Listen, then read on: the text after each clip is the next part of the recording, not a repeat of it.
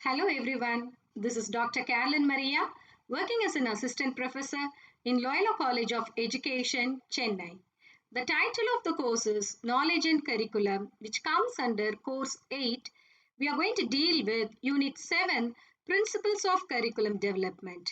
This is part 2 video lecture, which is going to talk about the types of curriculum development. Let's focus on subject-centered curriculum, student-centered curriculum, life-oriented or society-oriented curriculum in relation to its meaning, characteristics, important features and criticism. The learner will be able to gain knowledge about subject-centered, student-centered, life-oriented or society-oriented curriculum, understand the difference between subject-centered and student-centered curriculum. We know already what is curriculum. Curriculum is equal to syllabus plus co-curricular and extracurricular activities plus all the other experiences a student gets in an educational institution in an academic year put together is what called as curriculum. So the overall experience a student gets in relation to its syllabus, co-curricular and extracurricular activities are called as curriculum. These are the major types of curriculum: subject-centered curriculum, student-centered curriculum, society-centered curriculum, or life-oriented curriculum. Let's learn what is subject-centered curriculum. What do you mean by subject? English, maths, science, social, history, geography, all these are the different subjects, right? So, subject is a particular stream of knowledge. When I say mathematics, mathematics subject revolves around the concepts of mathematics. So, it is streaming the knowledge in relation to one particular area. So, that is what called as subject. Subject-centered curriculum is a very traditional model of curriculum that was laid out by Ralph Taylor in the year 1949. We could see the subject-centered curriculum in his book. So it is even otherwise called as knowledge-centered curriculum, which is most widely used method of instruction in all over the world. The subject-centered curriculum mostly depending upon the textbook, and it will train the teachers as subject experts as well as it train the students as most of the time memory machines. Let's concentrate on the characteristics of subject-centered curriculum. Subject-centered curriculum is a systematic curriculum because it is planned in a systematic way and it is executed uniformly following a standard of knowledge. For example, you take CBSE syllabus. CBSE syllabus is framed by this NCERT, National Council for Educational Research and Training, which is given a common syllabus called CBSE syllabus, Central Board of School Education syllabus, which is followed all over the India as uniformly. You cannot change or you cannot manipulate any syllabus in relation to CBSE in your school. We are supposed to follow a uniform standard. So that is what called as subject-centered curriculum. There are different subjects for different courses. Depends upon the course what you take. If you are going for higher education, depends upon the specialization of your area. BSc Mathematics or MSc Mathematics or Visual Communication, depends upon the selected area, you are given different subjects. So every subject reflects the entire content which are arranged in a sequential manner. For example, if you take lower classes, we start with first of all alphabets. Then we go with words, and words also 2-letter word, 3-letter word, 4-letter word, 5-letter word, it keeps going like that. Then only we introduce the sentences, and those sentences also 2-word sentences. Come here, go there. Then go for three word sentences. Then we go for simple sentence. Then we go for complex sentence, direct speech, indirect speech, like that in English. Same way with regard to mathematics also, first we introduce the numbers. When the students are familiar with the numbers, we pass on to number names. Then we go for ascending order, descending order.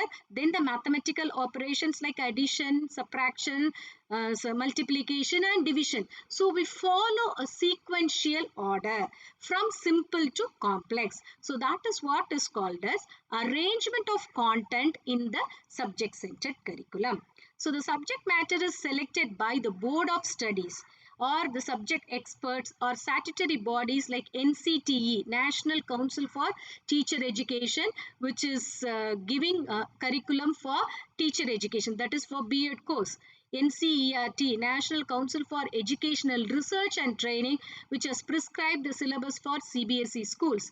SCERT, State Council for Educational Research and Training.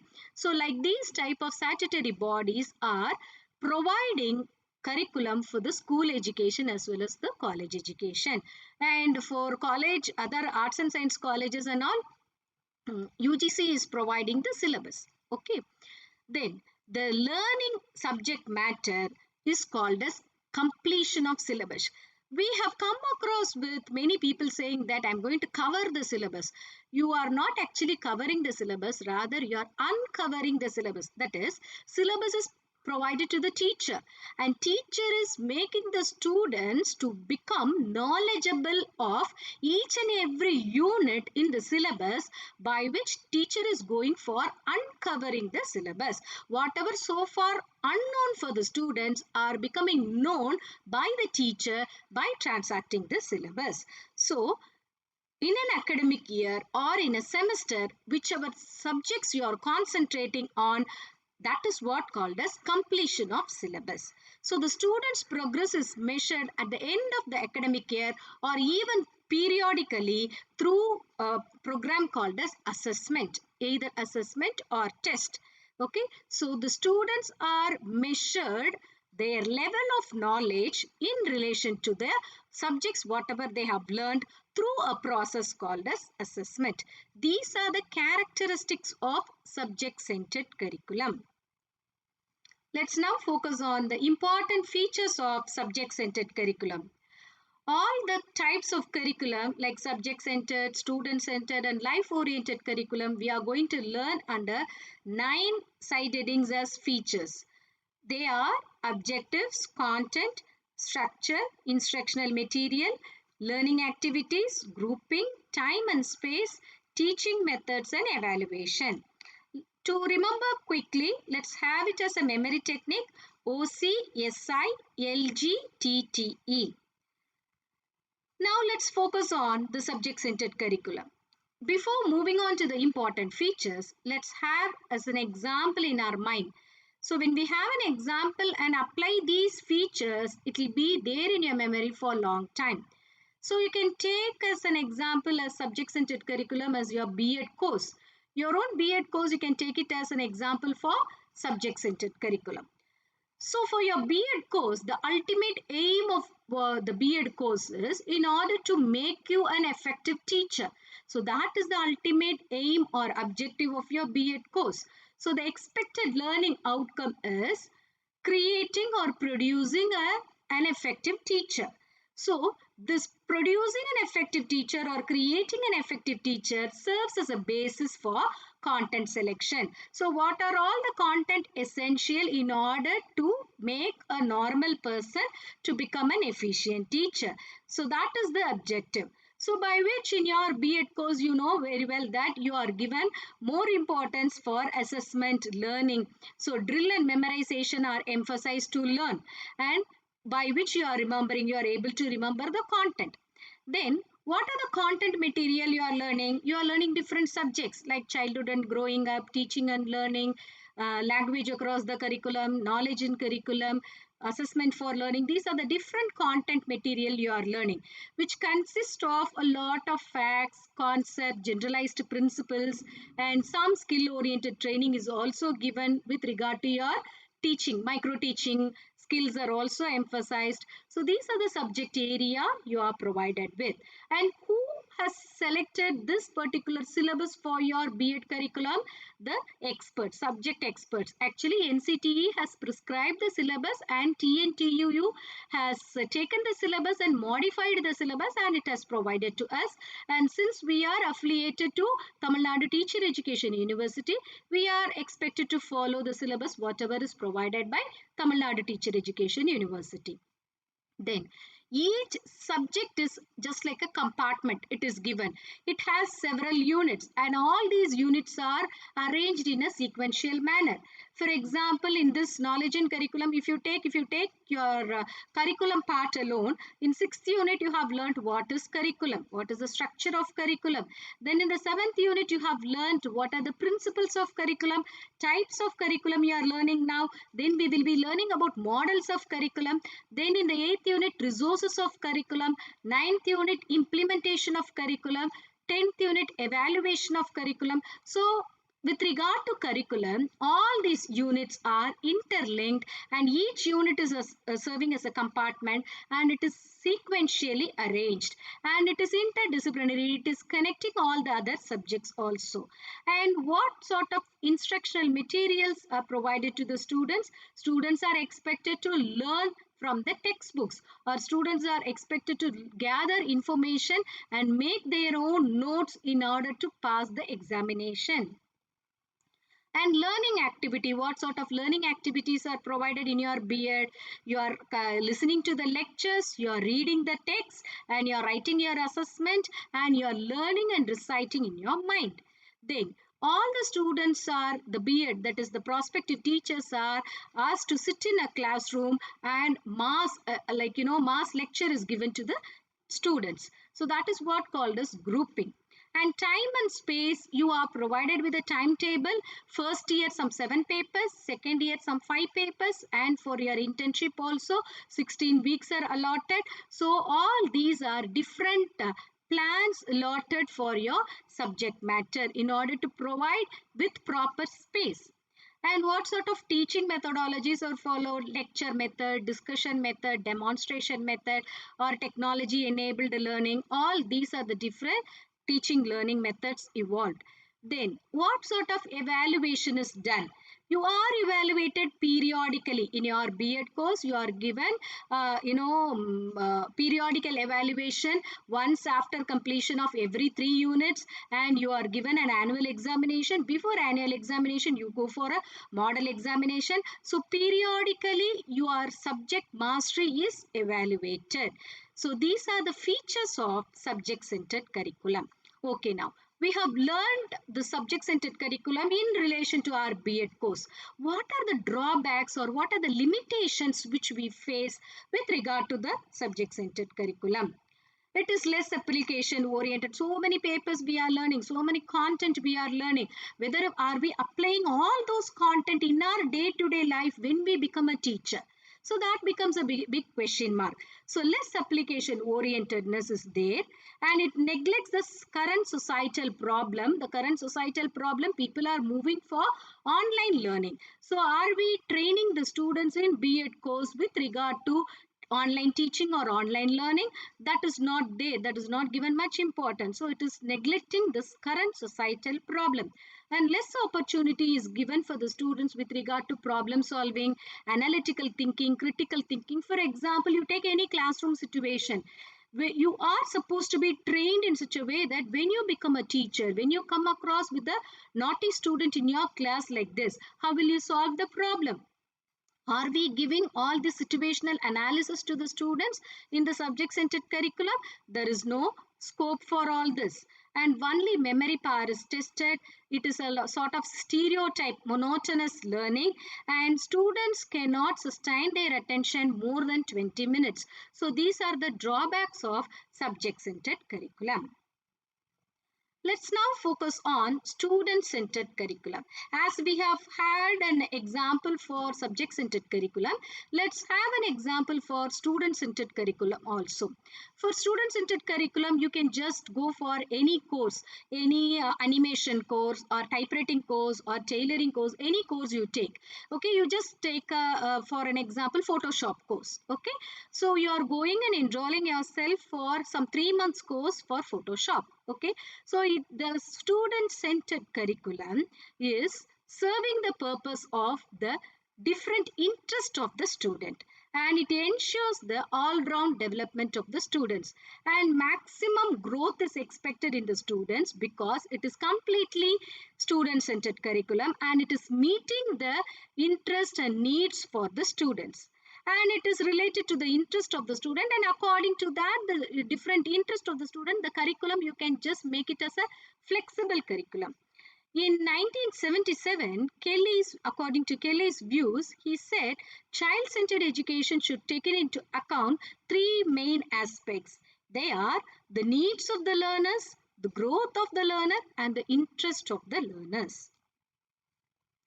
Let's now focus on the important features of student-centered curriculum. As I told you already, have it in your mind. You are going to have an example as you are you are a student enrolling yourself for a Photoshop course for 3 months. Okay, so accordingly, you can relate all these points. So the main objective of the Photoshop course is it is formulated on the basis of students' need. Since you wanted to learn, you have just gone for enrollment. So it depends upon the students' needs, interest, and the developmental stages. Right. Okay. Then when we are selecting the content for the Photoshop animation course, it should be depend upon the students' need and ability. And for first of all, we need to check the previous experiences of the student, the previous content level, knowledge level of the student with regard to the course what you are going to provide with. Okay, so with regard to the age also and aptitude, whether the student is having a good thirst for knowledge with regard to the course what we are providing. Okay, so that is what called as the content. Then after analyzing the basic knowledge of the student with regard to this Photoshop, we can structure the curriculum, we can structure the content with regard to the practical knowledge. So by which we can inculcate the original thinking, practical skills, and we can give the freedom to the students to express their thoughts and their ideas, and we can give them a lot of learning experiences by which they can develop their personality also. And the instructional materials would be, we can teach them what is this Photoshop and what are the different applications which are available, and we can ask the student to go for a self learning by practicals, by doing, by learning by doing, going for a lot of trial and error method. We can ask the student to go and do some project and prepare some assignment on their own, by which the self learning is emphasized here.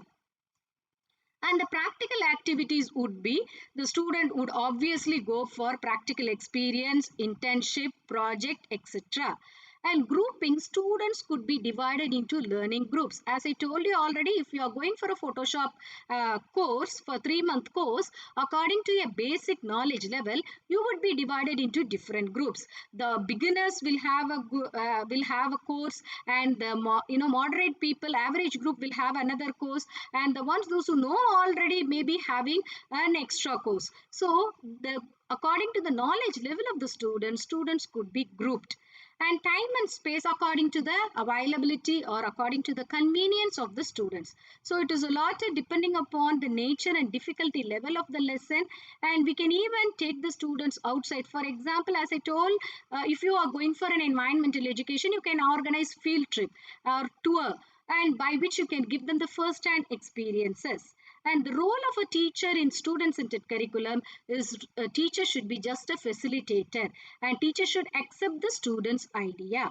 And evaluation could be done by the teacher as well as by their own self, that is self-evaluation as well as peer evaluation. So at the end of the animation, the Photoshop course, if you are able to bring out a beautiful album, you yourself are evaluating your skill and caliber with regard to the course what you have undergone, and you can show the same to your peer, your next person, and you can get their opinion, and it could be even shown to the teacher in order to get their opinion. So evaluation is done: teacher evaluation, self-evaluation, and the peer evaluation. As we have seen some criticism in subject-centered curriculum, we do have some shortcomings in the student-centered curriculum also. For example, the curriculum based on the present need and interest, and it may not meet the future needs. As I have given you an example as Photoshop. Now, Photoshop is essential for many of you, but over a period of time, everybody would be knowing different applications in mobile as well as laptop, and you may not require a course to study with regard to this Photoshop over a period of time. This will become a part and parcel of your life. So after some years, you may need something else to get yourself updated. So the student-centered curriculum keeps changing depending upon the present needs of the students, and it neglects the value education because it is very essential, and students' needs and aspirations may vary with regard to their interest, and it is very difficult to implement because, as I told you already, group of students coming together to learn for Photoshop, each one's knowledge level would be different. They have to be categorized into different groups, so implementation is little difficult. So the content is organized according to the psychological as well as logical basis of the student, and that may lack the continuity, and more work for the teachers are given over here. As I told you, students are grouped, so for each group, in order to engage each group, the teachers have to work a lot to prepare the teaching learning materials, and teachers are expected to prepare a lot of activities for the students to enhance their learning. So these are the criticisms of student-centered curriculum. Let's have a comparison of subject-centered and student-centered curriculum. Subject-centered curriculum emphasize on teaching subject matter. Student-centered curriculum emphasize on promoting all-round development. Subject-centered curriculum select the subject matter before teaching, whereas student-centered curriculum may select the subject matter during learning also. Then and there, they can even add extra skills. And subject-centered curriculum is controlled by teacher, whereas student-centered curriculum is controlled by the learner. Subject-centered curriculum is informative and factual learning, whereas student-centered curriculum is meaningful and practical learning.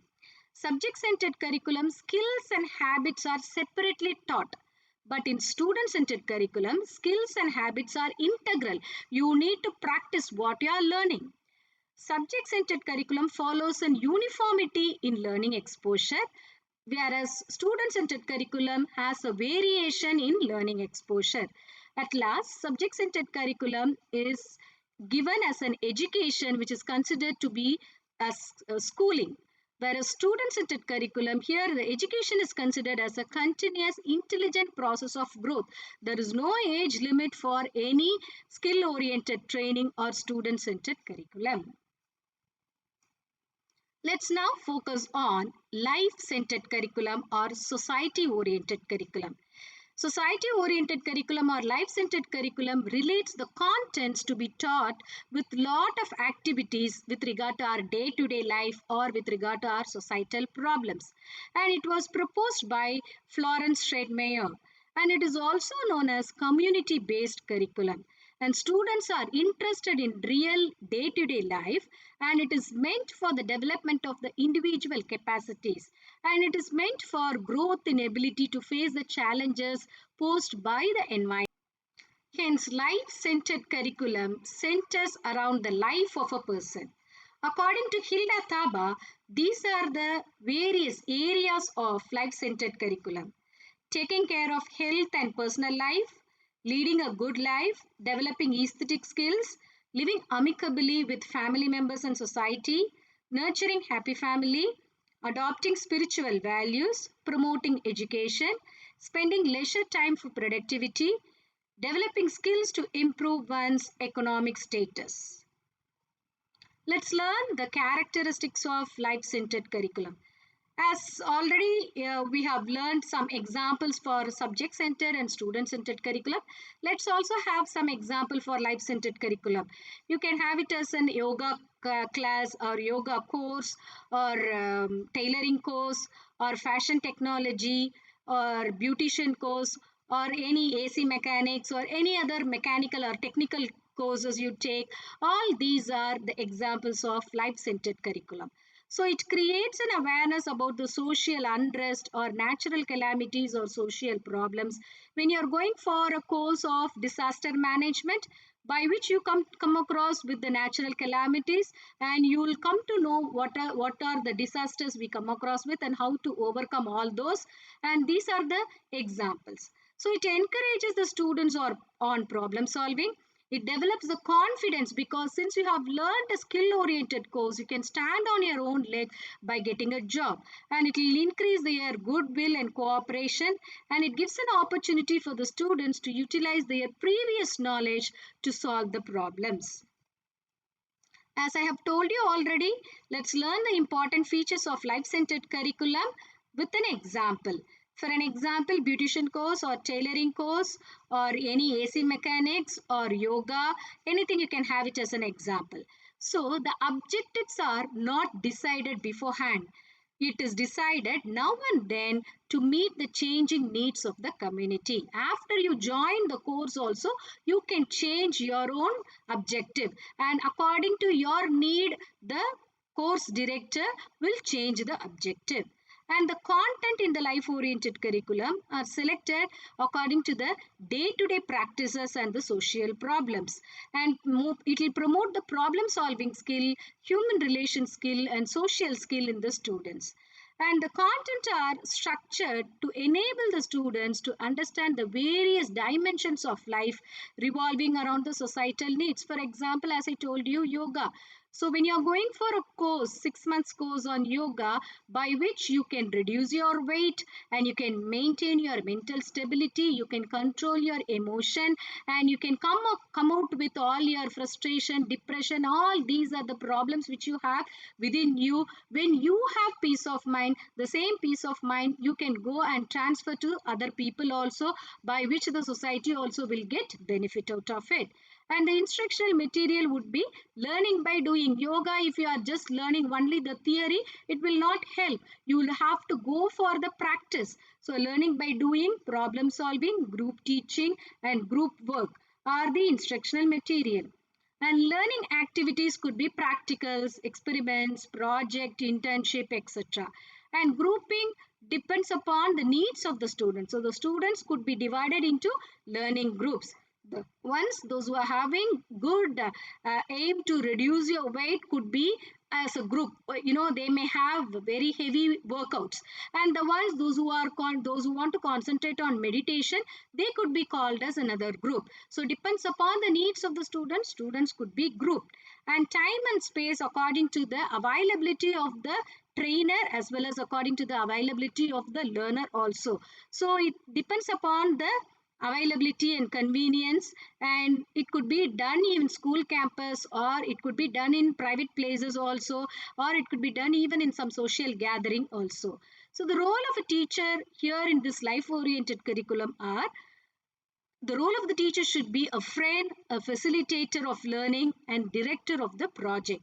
And evaluation could be done by self, peer as well as by the teacher. So these are the important features of life-oriented curriculum.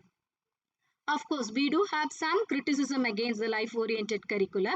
They are uncertainty of the present societal problems. This may not be continuing for future also. For example, even you take yoga. When I say yoga, at present it is essential. But when it becomes part and parcel of every school and higher education, you need not go for a separate certificate course for yoga. Can you understand? So the need of the students become uncertain time to time. And there is a threat of ignorance of our previous history, cultural traits, and social heritage of nation. If we are going for more and more of technology orientation or digitalization, we may even ignore the cultural heritage of our nation. And it is difficult to select the appropriate curriculum to meet the societal needs because each one's need is different. So in order to address everybody's need, it's little difficult. So it is implemented by multi-talented teachers. So already trained people only can give a very good input on life-centered curriculum. So all cannot be given a chance to teach this life-centered curriculum. Hence, we have learnt all the three types of curriculum. So the role of subject-centered, student-centered and life-oriented curriculum on child development we have learnt. And there is a need for incorporating all these types of curriculum for an all-round development of a student. Let me ask you 2 points to reflect on. How will you promote student-centered curriculum in your classroom? Suggest any 5 activities to make your class interesting. These are some of the books for your further reading.